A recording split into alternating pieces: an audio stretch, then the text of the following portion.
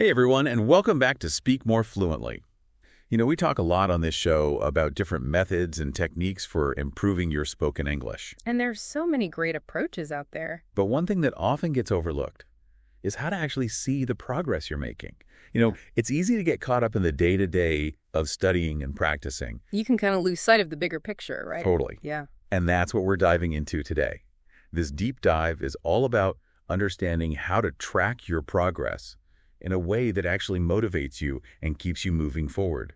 Because when you can see those wins, no matter how small, It time keeps you going. it really does. Yeah. So whether you want to rock those presentations at work, chat with friends more effortlessly, or just feel more confident expressing yourself, understanding how to measure your growth is absolutely key. And the good news is there are some really practical, easy to implement strategies that can make a huge difference. Absolutely. So first things first, let's talk goals. Okay, goals.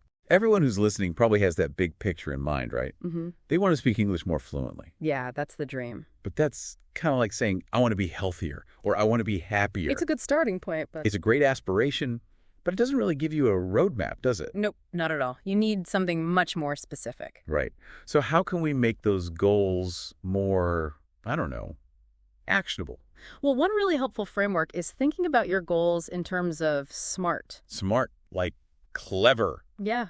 intelligent. Well, kind of. SMART is actually an acronym. It stands for specific, measurable, attainable, relevant, and time-bound.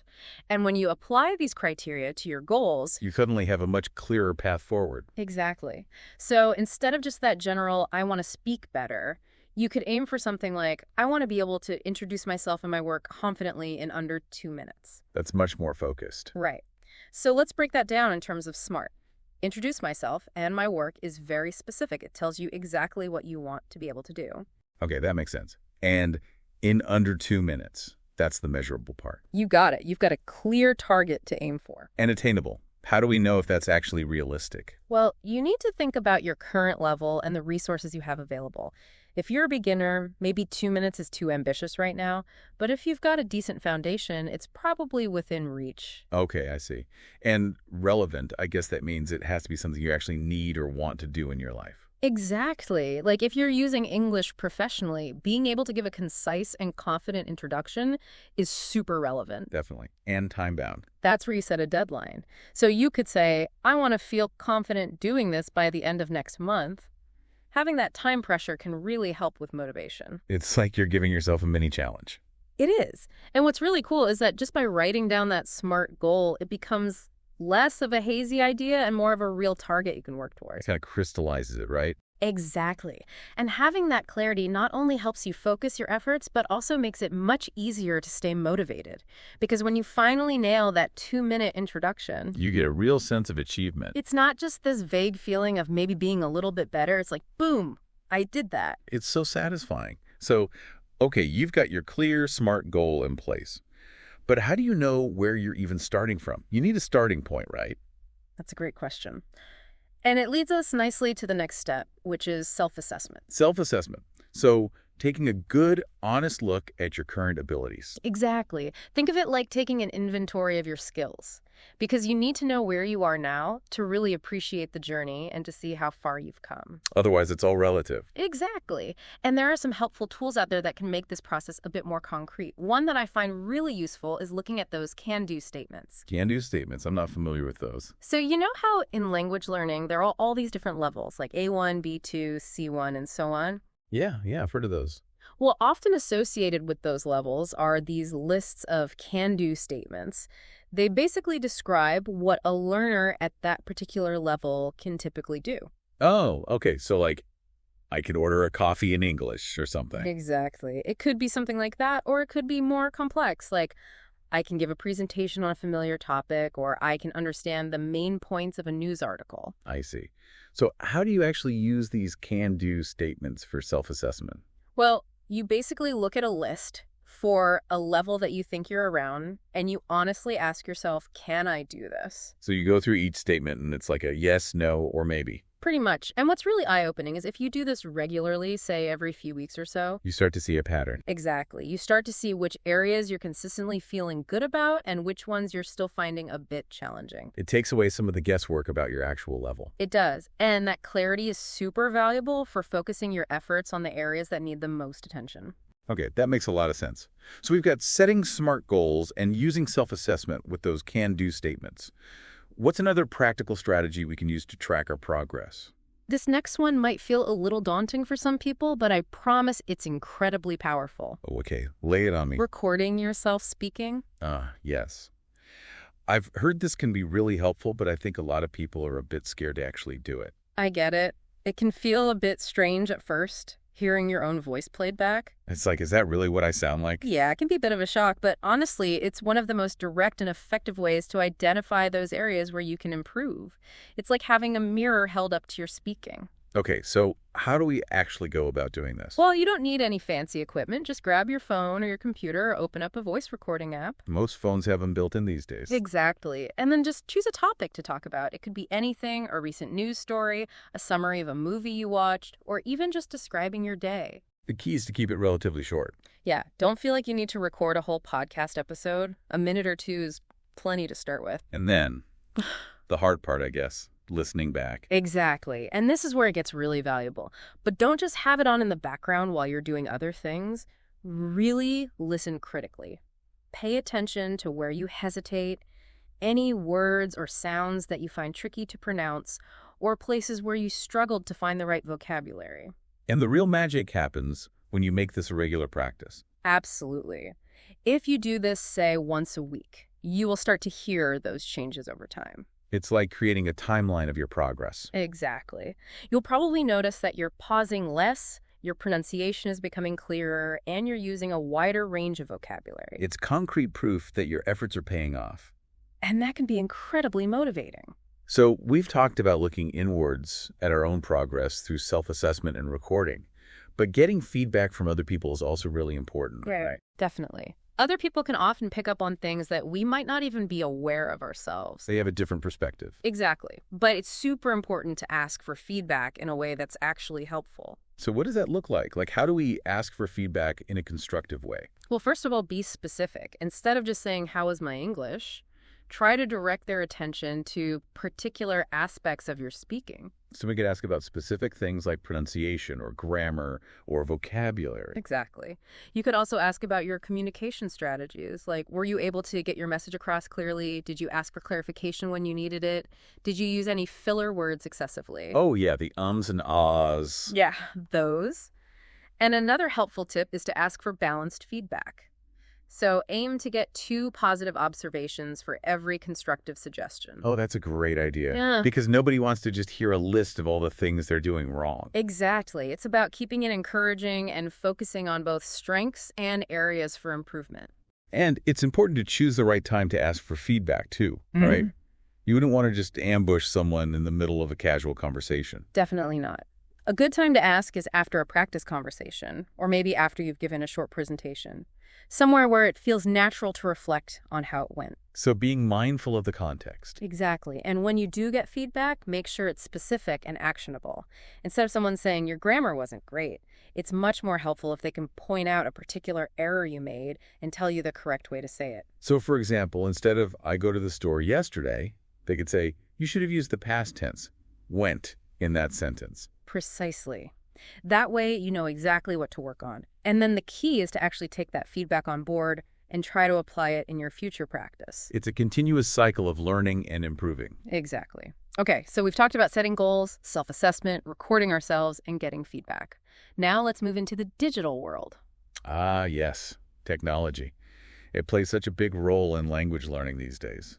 It really does. And there are so many fantastic tools out there that can help you track your progress and stay motivated. Like what? What are some examples? Well, first of all, think about those voice recording apps we mentioned earlier.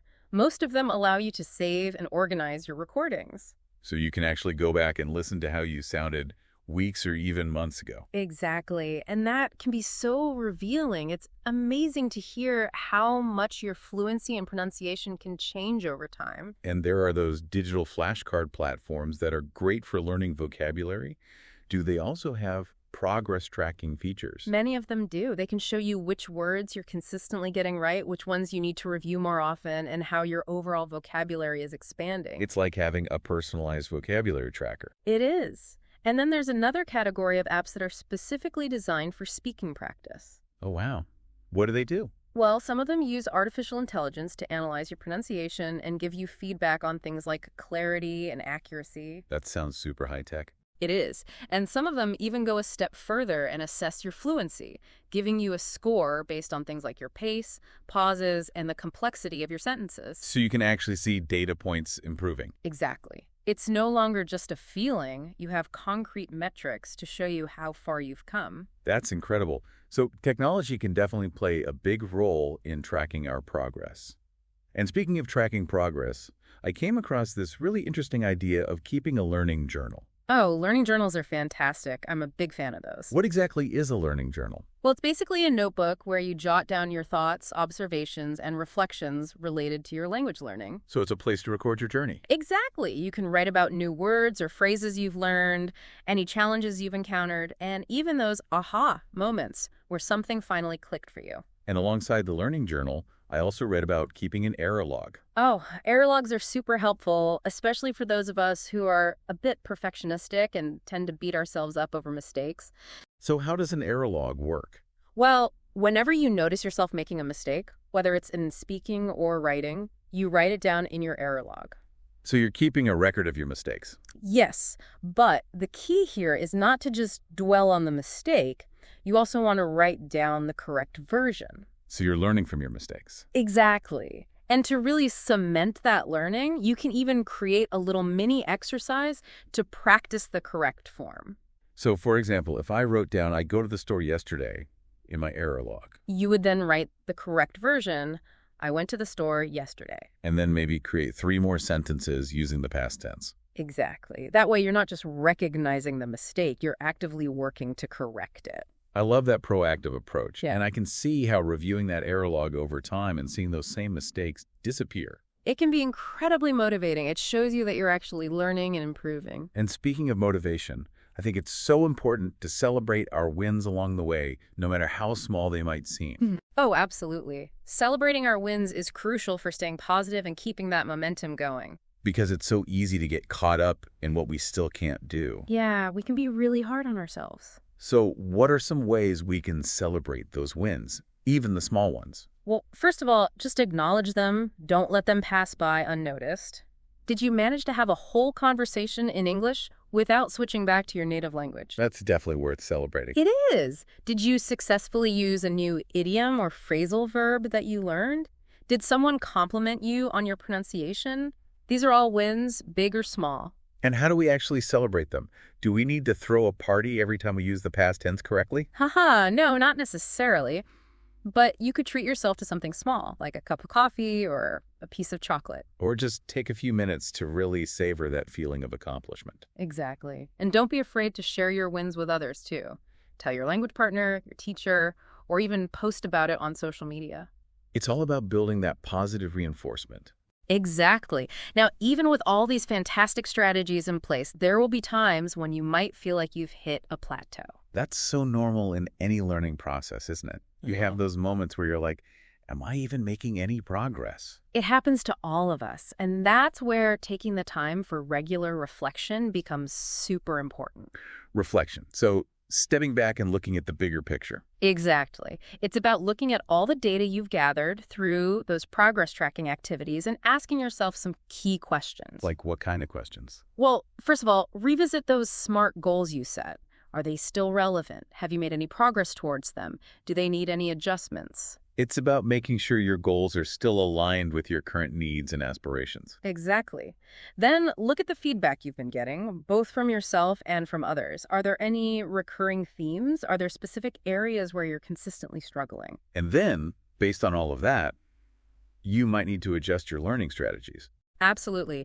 If you've been focusing mainly on grammar exercises, but you're still finding it hard to speak spontaneously, maybe you need to incorporate more speaking practice into your routine. Or, if you've been working on pronunciation, but you're still not seeing much improvement, maybe you need to try a different approach. or get some specific feedback from teacher. It's all about being flexible and adapting your approach based on what's working and what's not. So it's a continuous cycle of planning, doing, checking, and adjusting. Exactly. Now, I know this all sounds like a lot to take in, and it can feel a bit overwhelming to try to implement everything at once. It's a lot to think about. It is. So my advice would be to start small and focus on consistency rather than intensity. So instead of trying to do everything perfectly right away, it's better to choose a few key strategies and make them a regular part of your routine. Exactly. So think about creating a weekly plan that includes, say, 2 or 3 short recording sessions, maybe one focused feedback exchange with a language partner or teacher, and some regular vocabulary review using your flashcards. And maybe once a month, you could do a more thorough self-assessment using those can-do statements. That sounds like a great plan. The key is to make those progress tracking activities a habit, not just something you do sporadically. Because consistency over time is what leads to real, lasting improvement. Absolutely. And more importantly, it builds confidence. When you can see how far you've come, you start to believe in your ability to achieve your goals. And that belief is what keeps you going when things get tough. Exactly. So to wrap things up, the main takeaway here is that tracking your spoken English progress is not just a nice to have, it's an essential part of the learning process. It helps you set clear goals, identify your strengths and weaknesses, stay motivated, and see the tangible results of your efforts. We've discussed a whole range of strategies today, from setting SMART goals to using technology to keeping a learning journal. And the beauty of it is that you can pick and choose the ones that resonate with you and fit your learning style. So here's a final thought to leave you with. Think about the areas of spoken English that currently feel the most challenging for you. Maybe it's pronunciation or grammar or fluency in conversation. And then ask yourself, which of these tracking strategies could give you the most valuable insights into that specific area? Could you set a SMART goal focused on it? Could you record yourself practicing and listen back critically? Could you use a self-assessment checklist to gauge your current level? What small, concrete step can you commit to taking this week to start actively tracking your progress? Because when you take ownership of your learning journey, that's when the real magic happens. Thanks for joining us on Speak More Fluently. Until next time, happy practicing.